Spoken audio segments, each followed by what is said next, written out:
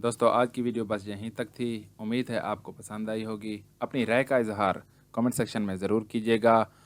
अगर आपने हमारा चैनल रूह इंसान सब्सक्राइब नहीं किया तो जल्दी से कर लें, क्योंकि हम आपके लिए ऐसी अच्छी अच्छी वीडियो लाते रहेंगे। मिलते हैं एक नई वीडियो के साथ, तब तक के लिए अपना ख्याल रखिएगा। अल्लाह हाफ़िज़।